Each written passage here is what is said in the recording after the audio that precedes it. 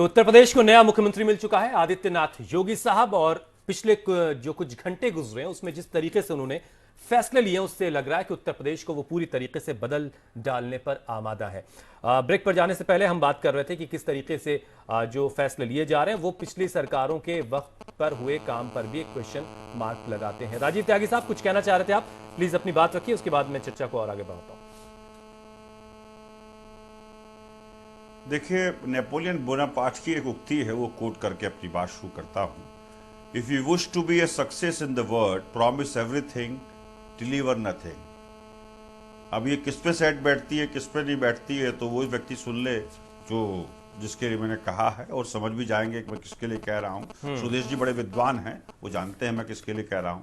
लेकिन एक बात कहना चाहूंगा कि सारे राष्ट्रभक्त, सारे चरित्रवान, सारे ईमानदार, सारे सादगी की मूर्ति भारतीय जनता पार्टी में है, और सब विपक्षी दलों में तो सब करप्ट हैं, सब थर्ड क्लास लोग बाग हैं, उनके पास कोई नीति नहीं है, कोई विजन नहीं है। लेकिन मैं एक बात कहना चाहता हूं बहुत स्पष्ट सुदेश जी से। सुदेश जी, मोदी सरकार ने जो किसानों को लेकर के, महंगाई को लेकर के और अन्य मामलों को लेकर के, नौजवानों को रोजगार देने के मामले को लेकर जो वादे किए थे, उम्मीद करते हैं योगी सरकार नहीं करेगी। हालांकि ये दूसरा दिन है, मैं कोई आलोचना में बिल्कुल नहीं जाऊंगा, 6 महीने तो मैं आलोचना करूंगा ही नहीं योगी सरकार की, ये मैं वादा करता हूं आपके चैनल पे। लेकिन इतना जरूर कहूंगा कि उत्तर प्रदेश में 22.8% लोग बाग ऐसे मजदूर हैं जिनको रोज मजदूरी चाहिए होती है। तो क्या उत्तर प्रदेश में योगी सरकार उनके लिए काम करेगी? हमें अच्छा लगेगा यदि उनके लिए काम करेगी। उत्तर प्रदेश में बुंदेलखंड राज्य के गठन को लेकर के सुश्री उमा भारती जी और साथ साथ प्रधानमंत्री मोदी जी बुंदेलखंड की मीटिंग में वादा करके आए थे कि हम लोग बाग बुंदेलखंड को अलग राज्य बनाएंगे। तो मैं अपील करूंगा, आपका पूर्ण मैंडेट है, पूर्ण के 2/3 मैंडेट है उत्तर प्रदेश की विधानसभा में, कि कृपया प्रस्ताव पारित करके बुंदेलखंड को अलग राज्य बनाइए। जो आपने वादे किए, वादे पूरे करते चलिए। विपक्ष का सकारात्मक सहयोग आपको हमेशा मिलेगा। हम लोग सकारात्मक राजनीति के लिए जाने जाते हैं, हम विकास की राजनीति के लिए जाने जाते हैं। विकास के पैरामीटर्स में जहां चूक होगी हम सवाल उठाएंगे, क्योंकि प्रजातंत्र में सवाल ही हयात है, सवाल ही कायनात है, सवाल ही इनकलाब है, सवाल ही जवाब है, जवाब मिले ना मिले बहुत उम्दा। रहे। ठीक है, कौन सी किताब पढ़ रहे हैं आजकल मैं बाद में समझूंगा आपसे। अवधेश जी, जिस तरफ हिट कर रहे हैं राजीव त्यागी साहब, जाहिर सी बात है वो सीधे सीधे ला करके यूपी से सेंटर तक चले जा रहे हैं चीजों को लेकर के। लेकिन अभी तो सिर्फ 24 से 48 घंटे ही गुजरे हैं।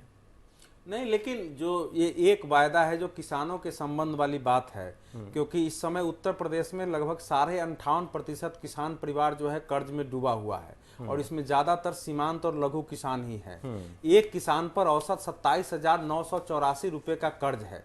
तो अब इसमें इनको जो है, और ये भी एक आंकड़ा है कि 10 साल में 31 लाख किसानों ने खेती छोड़ दी, क्योंकि खेती के लिए जो है न तो उचित माहौल है और न को उनको उसको इतना उचित रिटर्न मिलता है जिससे वो जीवन जी सके। तो ये तो एक इमरजेंसी की सिचुएशन है कि आपने जो वायदा किया है वो तो निश्चित रूप से आप करें, और साथ ही साथ जो इस समय गेहूं पैदा होने वाली है, जो गन्नों का दाम मिलों पर बाकी है, जो मिलों पर जो 124 पूरा कर लूं, 124 की मिलें हैं जिनमें 101 प्राइवेट मिलें हैं उत्तर प्रदेश में। उन सब पर जो बकाया है उसके बारे में सरकार ने कहा था कि 120 दिनों के अंदर ये फैसला कर लिया जाएगा कि किसानों के बाकी भुगतान तो हो ही जाए, आगे से 14 दिनों के अंदर हो। तो ये 2-3 काम तो उनको बिल्कुल मुझे लगता है कि वो राजीव त्यागी कहे न कहे, ये 2-3 काम उनको 2 से 3 दिन में कैबिनेट की मीटिंग बुला के उनको इसका फैसला करना ही पड़ेगा। उनका वायदा भी है और करना भी चाहिए। और जो दूसरा सबसे बड़ा जो काम वो कर रहे हैं अभी, खासकर डीजीपी की मीटिंग को बुलाया, बाकी पुलिस अधिकारियों की मीटिंग कर रहे हैं, वो वही है कि भाई कहीं भी किसी जगह, क्योंकि 400 करीब दंगे हुए एसपी के शासन में। समाजवादी पार्टी अपने को मुसलमानों का हितैषी कहती रही, लेकिन सबसे ज्यादा दंगों का रिकॉर्ड इस सरकार ने बना दिया। तो कम से कम ये दंगा मुक्त प्रदेश हो, ये काम करना और जल्दी में करने की जरूरत है कि ताकि ये विभाजन ना हो जाए। तो मैं मानता हूं किसानों का काम और ये प्रदेश के कानून और व्यवस्था, ये एक आपात स्थिति वाली है और वो जल्दी से जल्दी करना चाहिए, करनी चाहिए। तो इसमें राजीव त्यागी जो कह रहे हैं वो एक विपक्ष पार्टी के नाते उसमें आलोचना के तत्व हो सकते हैं। लेकिन आलोचनाओं को भी सकारात्मक दृष्टि से देख के उसमें कुछ सुझाव आ रहे हैं, उसको सरकार स्वीकार करे। बहुत अच्छी बात है। राजीव त्यागी साहब प्लीज। देखिए, मैं बिल्कुल आलोचना नहीं कर रहा हूं। अवधेश जी मेरे मित्र हैं और बहुत अरे, अच्छे, मैं अगर उनको आलोचना बड़ा भाई कर भी रहे हैं तो मानता हूं, क्या मित्र परेशानी, बड़ा ठीक भाई है। मानता हूं। मेरी बातों में मैं नहीं आलोचना क्यों करूंगा? नई नई सरकार है, पहले दिन से आलोचना करना शुरू कर दे। हाँ, हमने कहा ना, हम ये सकारात्मक ठीक है। विपक्ष की भूमिका ये ठीक निभाना है। चाहते हैं, पॉजिटिव एटीट्यूड से काम करना चाहते हैं और बहुत स्पष्ट कहें। अवधेश जी हालांकि मुझे कह रहे हैं मैं आलोचना कर रहा हूं, मैंने तो ये याद दिलाया कि देखिए, पंजाब में हमारी सरकार बनी, कांग्रेस पार्टी की सरकार बनी।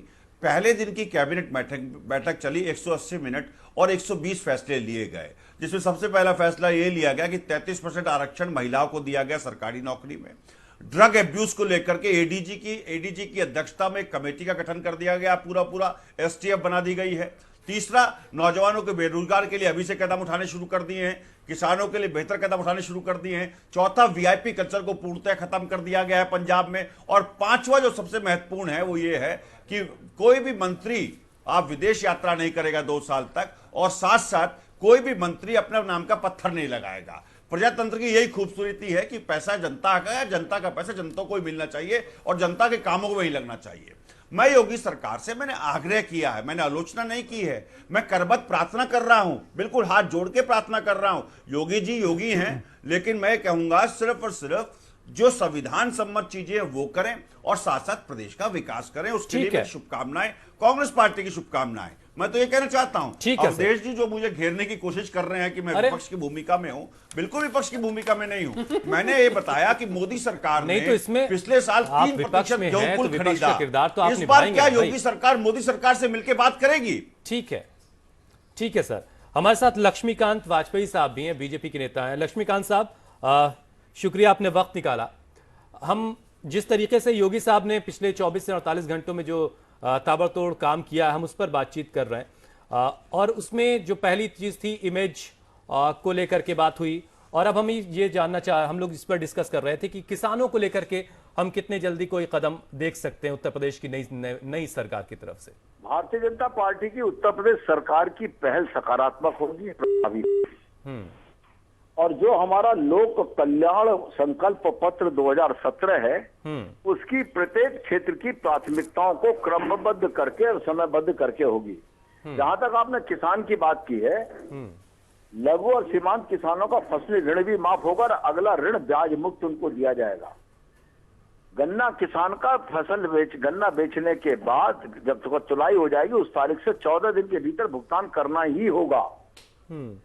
और अब पुराना बकाया 120 दिन में कराएगी सरकार, जहां तक किसानों ठीक है। लक्ष्मीकांत जी, अगर आपकी जानकारी में हो तो क्या ये जो अगली कैबिनेट होने जा रही है, अगली कैबिनेट 15 दिन की बात हुई थी लक्ष्मीकांत जी। हाँ सर, मैं जा रहा हूं उसी पे जा रहा हूं। मैनिफेस्टो 15 दिन की बकाया की बात हुई थी। तो जो लक्ष्मीकांत जी, जो नेक्स्ट कैबिनेट की बैठक होगी, क्या उसमें इस पर फैसला हो जाएगा, ऐसी उम्मीद कर सकते हैं हम, या ऐसी कोई जानकारी आपके पास है? सदस्य होता तो शायद ये बात कह देता, लेकिन क्योंकि मैं नहीं हूं, इसलिए मैं आशा ही रख सकता हूं आपकी तरह से। और ये आप निश्चित मान के चलिए, योगी जी जैसे व्यक्तित्व को यदि राष्ट्रीय नेतृत्व ने मुख्यमंत्री बनाया है, तो इसलिए बनाया है कि वो सकारात्मक, सार्थक और निर्धारित समय सीमा की गति से पहल करेंगे। आप भरोसा रखिए, किसान हो, चाहे यांत्रिक कत्लखाने बंद करने का काम हो, चाहे सिंचाई की व्यवस्था हो, चाहे दुग्ध विकास हो, चाहे पशुपालन हो, चाहे भ्रष्टाचार को रोकना हो, पुलिस के तंत्र में सुधार करना हो, लक्ष्मीकांत जी, सब काम समयबद्ध होंगे। लक्ष्मीकांत जी, राजीव त्यागी साहब कुछ कहना चाह रहे हैं आपसे, जरा सुन लीजिए प्लीज। बिल्कुल सुनूंगा, मेरे भैया हैं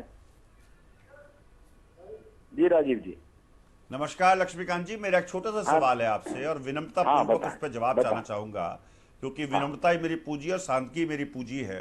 मैं सिर्फ इतना जानना चाहूंगा, वेस्टर्न यूपी को हाई कोर्ट की बेंच कब तक आप दिलवा देंगे, और बुंदेलखंड और वेस्टर्न यूपी को अलग कराने की जो बात आपने कही थी 2014 के संकल्प पत्र में केंद्र सरकार ने, उसके बारे में आप क्या कहते हैं?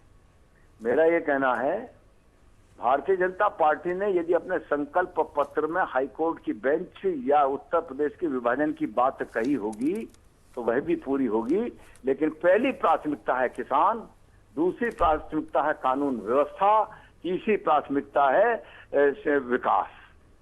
इन तीनों को मिलकर सामूहिक, क्योंकि अगर कानून व्यवस्था ठीक नहीं होगी तो मैं आपको याद दिलाना चाहता हूं, माननीय लक्ष्मीकांत जी, क्या बात याद दिलाना चाहता हूं, एक याद दिलाना चाहता हूं बात आपको। हाँ बिल्कुल दिलाओ भाई साहब। उमा भारती जी ने और माननीय प्रधानमंत्री महोदय ने बुंदेलखंड में पब्लिक मीटिंग्स में कहा था बुंदेलखंड को अलग राज्य बनाएंगे, तो उस पे आपकी अब 2/3 बहुमत है उत्तर प्रदेश में। और हमेशा यूपी में, वेस्टर्न यूपी के लीडर्स से लेकर के सभी भारतीय जनता पार्टी के बड़े लीडर्स उत्तर प्रदेश में और कांग्रेस के लीडर्स भी मांग करते रहे हैं कि उत्तर प्रदेश में हाई कोर्ट की अलग बेंच पश्चिम उत्तर प्रदेश के लोगों को मिलनी चाहिए। निश्चित बनेगी। तो उस पर आपका रुख क्या है, क्या स्पष्ट रुख जरा आप बताएंगे? नहीं, लक्ष्मीकांत वाजपेयी का व्यक्तिगत रुख हाईकोर्ट बेंच बननी चाहिए, इस पर है। दूसरी बात, जहां तक आपने बुंदेलखंड की बात कही है, तो भारतीय जनता पार्टी ने अपने शीर्षस्थ नेता हैं भारतीय जनता पत्र पार्टी में के। बुंदेलखंड विकास बोर्ड का गठन करके और उस विकास के लिए उसको जिम्मेदार बनाने का घोषणा की है, संकल्प किया है। इसके अलावा मैं एक बात कहना चाहता हूं भाई साहब, थोड़ा सा इंतजार कर लीजिए। 3/4 बहुमत की सरकार आई है, जनता के आशीर्वाद से आई है सरकार, वो आपकी भी है। अगर सपा की सरकार थी तो सरकार उत्तर प्रदेश में जो थी वो मेरी भी थी, जनता के नाते, कार्यकर्ता के नाते। लेकिन मैं इतना जरूर कहना चाहता हूं, आप क्रमशः कुछ दिन का समय दीजिए, आपको लगेगा कि केवल घोषणा नहीं, हम क्रमशः उस पर क्रमबद्ध काम करने को आगे बढ़ गए हैं। नहीं, बिल्कुल समय है और हम इसी पर आज चर्चा ही कर रहे हैं लक्ष्मीकांत जी की जिस तरीके से आदित्यनाथ साहब ने शुरुआत की है वो एक अच्छा इशारा कम से कम है, अच्छा संकेत मिल रहा है कि वो आने वाले वक्त में सूबे को अच्छी शक्ल सूरत दे पाएंगे। एक बहुत बड़ा चैलेंज जो है, जो बार बार बात कही जा रही, भ्रष्टाचार जो व्याप्त है सूबे में, उसे खत्म किया जाएगा। तो उसमें एक बात जो खासतौर से योगी साहब ने खुद कह दी कि भाई जो तमाम उनके साथी हैं वो अपनी संपत्ति का ब्यौरा दें, लेकिन रविदास मेहरोत्रा साहब मेरे साथ, उन्होंने कहा कि इन तमाम लोगों ने तो अपनी जो नॉमिनेशन फाइल किया तो उसमें अपनी डिटेल ये सारी दे रखी है। वो ब्यूरोक्रेसी को लेकर के क्वेश्चन कर रहे हैं कि ब्यूरोक्रेसी को भी नॉमिनेशन में डिटेल देना और मंत्री परिषद के सदस्य बनने के दिन मेरी क्या वर्थ है, ये में बहुत अंतर है। ठीक है, वो ये चाह रहे हैं बड़ी कि होगी तो बड़ी दे देगा, नहीं उसी कागज को देगा। वो कागज है चुनाव आयोग की संपत्ति, ये कागज होगा उत्तर प्रदेश सरकार के माननीय मुख्यमंत्री की संपत्ति, जिससे कि हर साल ये देखा जा सकेगा कि किसी माननीय मंत्री की अगर पिछले साल 100 रुपए की थी तो इस बार अगर 125 रुपए हो गए हैं तो 125 रुपए में ये 25 रुपए कहां से आए, ये पूछने का अधिकार मुख्यमंत्री जी को भी होगा और जनता को भी होगा। इसलिए वो मांग रहे हैं। नहीं, ठीक है, मैं बात पूछना चाहता हूँ, रविदास मेहरोत्रा जी मेरे पुराने मित्र हैं, पहले भाजपा में मेरे साथ युवा मोर्चे में रहे, आज वो सपा के माननीय मंत्री। नहीं वाजपेयी जी, मैंने ये कहा कि मंत्रियों जो मंत्री बने हैं उन्होंने नामांकन के दौरान अपनी संपत्ति का ब्यौरा दिया है, लेकिन जो अधिकारी हैं जो उनकी संपत्ति होनी चाहिए उसका एक एक करके सर, एक एक करके हिसाब देना होता था विधानसभा से का काम होना चाहिए। ठीक है, लक्ष्मीकांत जी वो ये कह रहे थे दरअसल कि जो तमाम बड़े अधिकारी हैं उनकी संपत्ति का ब्यौरा भी मांगा जाना चाहिए। चलिए, लक्ष्मीकांत जी से मेरा संपर्क टूट गया। नहीं, वो तो लिया ही जाएगा। देखिए, इसका लॉजिकल अगला कदम वही होता है कि एक बार आपने अगर मंत्रियों से ले लिया है तो आगे आप प्रशासनिक, उच्च प्रशासनिक अधिकारियों और बाकी से भी आप ब्यौरा लें। लेकिन मंत्रियों का इसलिए आवश्यक है कि आप उसके द्वारा प्रशासनिक अधिकारियों को भी संकेत देते हैं कि देखो, जब हम अपने लोगों पर इतने हम कड़ाई कठोर है तो आपके प्रति भी हम जो है नरम नहीं हो सकते हैं। तो वो तो जरूरी है। लेकिन ये जो लोक कल्याण संकल्प पत्र में जो वायदा है खास करके अपराध को लेकर के, उसमें यह है कि 1,15,000 जो पुलिस का रिक्त पद है पहले उसको भरने की बात उसमें आई है कि उसमें भरा जाएगा। पुलिस बल में एक विशेष कानून और व्यवस्था विंग का गठन किया जाएगा। एक एफआईआर हर कोई करने जाता है वो एफआईआर हो ही ऐसा माहौल आपको बनाना है। फॉरेंसिक लेबोरेटरी आपको बनानी है। आधुनिक ढंग से जेलों को आधुनिकीकरण करना है और जो बंद गैंगस्टर हैं उनके पैरोल पर बाहर निकलने की व्यवस्था को बंद करनी है। एंटी भू माफिया टास्क फोर्स गठित करना है। जो अवैध खनन है उसके जांच के लिए टास्क फोर्स गठित करना है। ये सब काम ज्यादा महत्वपूर्ण है भ्रष्टाचार को रोकने के लिए और कानून और व्यवस्था के पालन के लिए। तो ये हम लोग थोड़ा सा वेट कर रहे हैं कि ये सब काम जो उन्होंने घोषणा किया है वो आखिर कितने दिन में करेंगे। लेकिन जो रविदास मल्होत्रा करे तो स्वाभाविक है। लेकिन आप देखिए, ये रविदास मल्होत्रा समाजवादी पार्टी में मंत्री थे, अपनी सरकार को अगर ये सारे सुझाव दिए होते तो आज उनको ये मुंह नहीं देखना पड़ता। माने अखिलेश का पर्सनल रिकॉर्ड जो है वो तो भ्रष्टाचारी मुख्यमंत्री का नहीं था ना। अखिलेश का पर्सनल रिकॉर्ड तो इम्पेकेबल था। तो वो तो जब हारी है पार्टी तो सरकार की नाकामी के कारण हारी है। तो वो जो आज सुझाव दे रहे हैं अपनी सरकार के अंदर दिए होते उसमें आ रहे होते नहीं, तो आज सरकार दूसरी की स्थिति नाकामी होती नहीं है। रविदास साहब कुछ कहना चाह रहे हैं आप? एक बात मैं कहना चाहता एक हूं। मिनट राजीव साहब। देखिए ऐसा है, हम लोगों ने जो विकास के काम किए हैं, मैं कह रहा हूं उसको आगे बढ़ाने का काम करिए। अखिलेश यादव जी ने भी मंत्रियों की संपत्ति का ब्यौरा मांगा था, यह आपको मालूम है, और सब मंत्रियों ने संपत्ति का ब्यौरा दिया था। तो उस मंत्रियों की संपत्ति का ब्यौरा मांगने के साथ साथ हम लोगों की ये बात थी कि अधिकारियों से भी संपत्ति का ब्यौरा मांगा जाए। अखिलेश यादव जी ने भी अपने सारे मंत्रियों का संपत्ति का ब्यौरा मांगा था और सब मंत्रियों ने संपत्ति का ब्यौरा दिया था। तो इसलिए जो है उससे आगे बढ़ाने का काम करना है, तो अधिकारियों से भी संपत्ति का ब्यौरा मांगे। ये और सरकार जो हम लोगों ने आई है, योजनाएं लागू करने का काम किया आप था, बार बार उसको अपने आगे काम बढ़ाना को है। दोहरा रहे हैं। अब 100 नंबर सरकार डायल जीत करने के आई पर है अपने हम लोगों एजेंडे ने पर व्यवस्था काम करी करने थी। के लिए। हुसैन साहब, हम लोगों ने जैसे कहा था कि आपका 100 नंबर एजेंडा डायल था कि करिए, आप अपने तो एजेंडे 100 पर नंबर काम डायल करेंगे। करने ये के सरकार बाद आपके पुलिस एजेंडे वहां पर पर काम आएगी। करने के लिए नहीं उस आई। व्यवस्था में टाइम की और कमी करने का काम करिए। हम लोगों ने 1090 के माध्यम से महिलाओं और बहनों और बेटियों ठीक की है सर। सुरक्षा की बात की थी, उसमें और आगे प्रयास जो बातें करने आपने की थी वो आवश्यकता है। नहीं, ये महिलाओं मैंने की कहा कि सुरक्षा आपके राज में उसमें ज्यादा जो थी। हम जो बातें आपने की थी वो जनता ने सुनी नहीं, ये भी एक सच है। जो प्रयास किया, हम लोगों ने जो प्रयास किया था उसके और आगे बढ़ने की आवश्यकता है। उसमें आगे मुख्यमंत्री जी बढ़े, ये हम लोग चाहते। मैं कह रहा हूं ठीक है। आपको आईपी सिंह जनता साहब ने मेरे इस साथ पर जुड़ इतना चुके हैं, बड़ा बीजेपी के जनादेश प्रवक्ता दिया हैं है, लखनऊ से, वो इस वक्त और मेरे उस साथ हैं। जनादेश में जो जनता की आशाएं अपेक्षाएं हैं, ठीक है रविदास उसको साहब। पूरा करने का आपको काम करना होगा। ठीक है रविदास साहब, ठीक है। आईपी सिंह साहब मेरे साथ जुड़ चुके हैं। आईपी सिंह साहब, बहुत देर से आप मेरे साथ जुड़ पाए हैं। शुरुआत जो हम लोगों ने की थी कि पहले इमेज एक है अपनी आदित्यनाथ साहब की, बड़े उस भाई इमेज हैं और समाजवादी पार्टी के सम्मानित नेता हैं। और ठीक बात है कि आपने 5 साल सरकार चलाई, जो कुछ भी है उत्तर प्रदेश की जनता ने देखा है, समझा है। अगर बहुत बेहतर काम समाजवादी पार्टी ने किया होता तो शायद जिस तरह से समाजवादी पार्टी न्यूनतम स्तर पर आज आके खड़ी हुई है, और दूसरी तरफ बहुजन समाजवादी पार्टी का राजनीतिक रूप से बिल्कुल खात्मा हो गया है। आईपी सिंह तो साहब, ये बात मैं कह चुका हूं। देख- आईपी सिंह साहब, ये बात मैं कह चुका हूं, लेकिन जिस तरीके से आप लोग जीत के आए हैं वो भी एक बहुत बड़ी जिम्मेदारी है, बहुत बड़ा वजन है आप लोगों के कंधों पर। तो जो शुरुआती देखिए माननीय प्रधानमंत्री जी ने बहुत साफ तौर से एक संदेश दिया।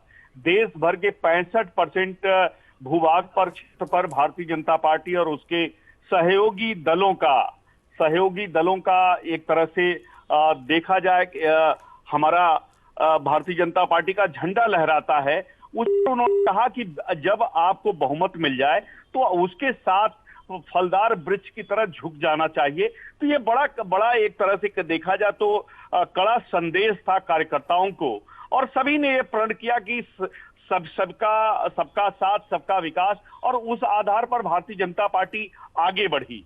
आप विश्वास करिए कि पूजनीय योगी जी के नेतृत्व में भारतीय जनता पार्टी बहुत ही ट्रांसपेरेंट और भ्रष्टाचार मुक्त और विकास परक सरकार हम देंगे। अभी 24 घंटे उनको बीता है, लेकिन जिस तरह से उन्होंने प्रशासनिक मशीनरी को कसने का काम किया है, जिस तरह अपने मंत्रिपरिषद कैबिनेट के बारे में उन्होंने कहा, कड़ा फैसला लिया कि आप 15 दिन के अंदर अपनी संपत्ति का खुलासा करिए, और ब्यूरोक्रेसी को भी कसने का उन्होंने काम प्रारंभ कर दिया। तो निश्चित तौर पर आप मानकर चलिए ये सरकार बहुत ही ट्रांसपेरेंटली, और जो 15 सालों से विकास ठप था उसको हम पूरा करेंगे, आगे बढ़ेंगे, और बहुत अच्छा महसूस करेगी उत्तर प्रदेश की जनता। हम प्रयास करेंगे कि 24 घंटे हम बिजली दें।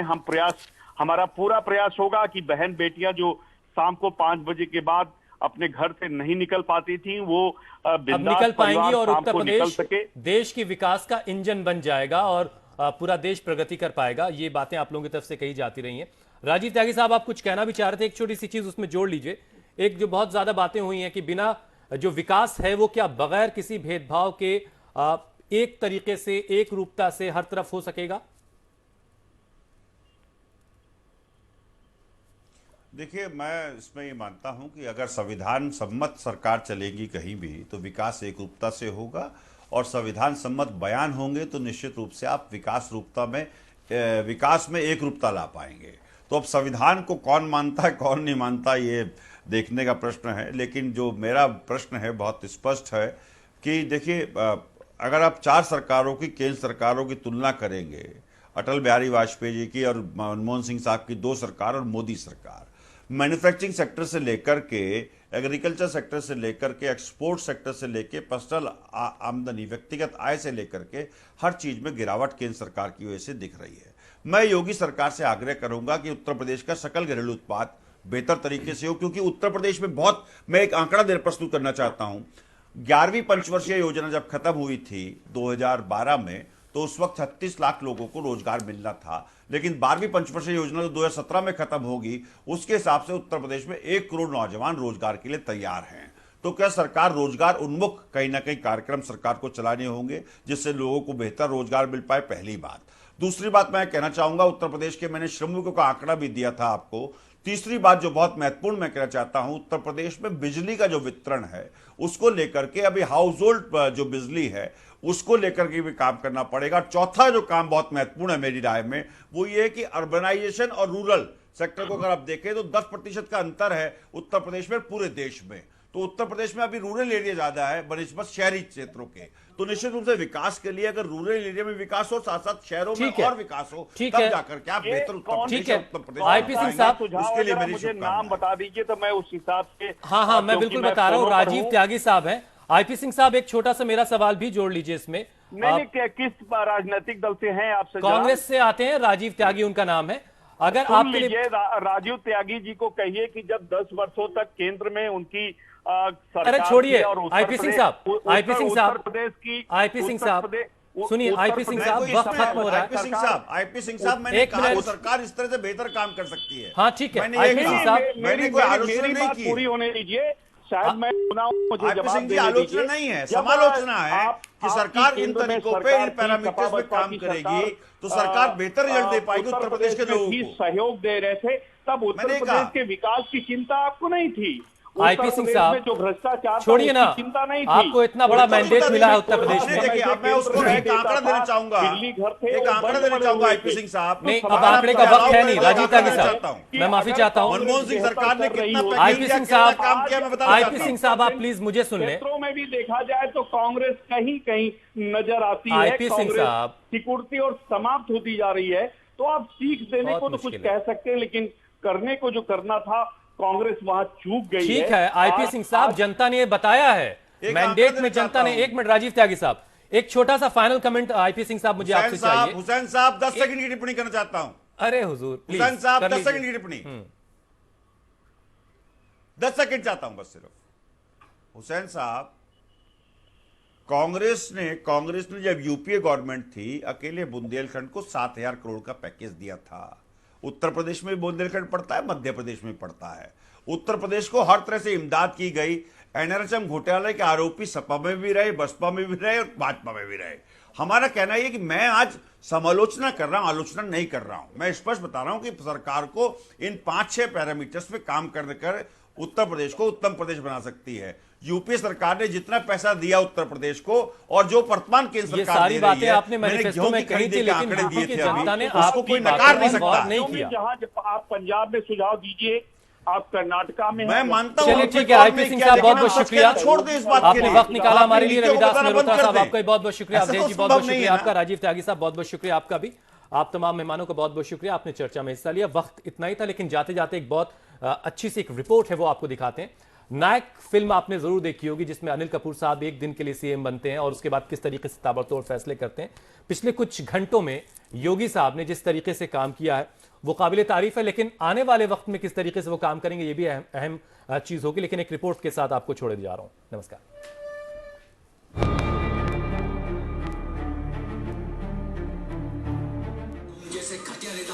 वो अनिल कपूर थे, स्टोरी रील की थी।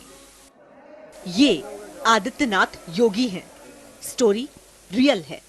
आप जो बोल रहे हैं सुनने के लिए अच्छा है। अनिल कपूर के पास 24 घंटे थे। बिल्कुल प्रैक्टिकल है, सिर्फ एक दिन के लिए सीएम बन के देखो। योगी जी के पास पूरे 5 साल। अनिल कपूर ने 24 घंटे में सब कुछ बदल डाला था। इनके पास तो वक्त की कोई समस्या ही नहीं। 24 घंटे में अफसर कई बार तलब कर लिए गए। मंत्रियों के लिए जायदाद घोषित करने का फरमान आ गया और भी कई आदेश निर्देश आ गए। वादों के मुताबिक कार्रवाई शुरू हो गई। रफ्तार यकीनन कमाल की है। मिजाज और अंदाज से संकेत भी बिल्कुल साफ है। यूपी को पूरा बदल डालूंगा, लेकिन किन्हें बदल डालना है? करप्शन और जाति के चक्र में फंसी ब्यूरोक्रेसी को, अपना अलग ही कानून चलाने वाली यूपी पुलिस को, राजनीति की गंदी हो चुकी धारा को। ये बदल जाएंगे तो वाकई यूपी में सब कुछ बदल जाएगा। योगी को टास्क बखूबी पता है। शुरुआत भी अच्छी है, बस नायक फिल्म से अलहदा ये याद रहे, वो पर्दे की बात थी। इस यूपी में तमाम धतकर्मों पर पर्दा पड़ा है। एक योगी खुद दूसरों को आशीर्वाद देता है, हम नहीं दे सकते। लेकिन आदित्यनाथ की कामयाबी की कामना पूरे देश को है, क्योंकि पीएम ने भी कहा है यूपी बदलेगा तो पूरा देश बदल जाएगा। Team news world India.